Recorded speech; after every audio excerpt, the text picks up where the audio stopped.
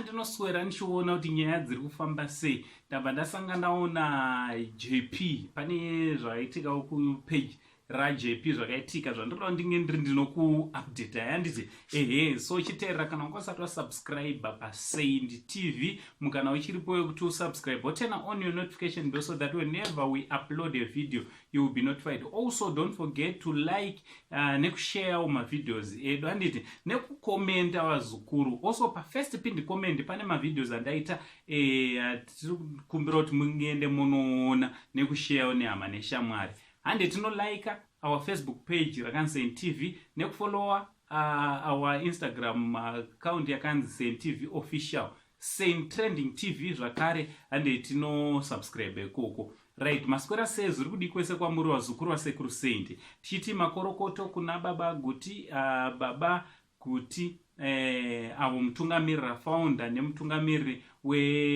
Forward in Faith Zayaja Forward in Faith handiti makorokoto nekusvitswa naMwari 98 years aiwa makorokoto makuru kuna baba Guti handiti tinosingouya tichitaura nyaya zvine zvataurwa naNinga zvoti tichakati pamusoro pababa Guti aiwa nhasi toda kuti titaurawo zvakanaka pamuranda wani muranda waShe.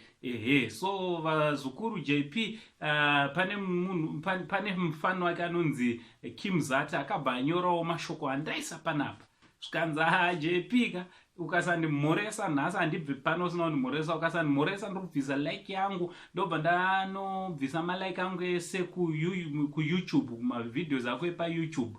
Chandozona ndechekuti nyange wakuda kupinda mu1 million ndikabvisa 1 like yangu aiwa zvinobva zvaponja handiti hanzi zvinobva zvaponja nekuti inotosara yakashota. So JP abata aiwa ndinotoida like yako usabvisa handiti chinova chinhu chinofadza kuonawo celebrity achitaurawo zvakanaka nemafans avo. Vamwe vanobva vatokukanda mwando ipapo handiti vamwe haatokupindure nyange ukadii anenge achitozvona ari boss kukanganwa kuti ivava ndo varungu vani ndo varungu vako ndopamwe kufira panhu vechidiki ipapo. It's something to learn from JP from Uncle Saint, the only Zimbabwean uncle. Ngataurira nemacomments chiti much love.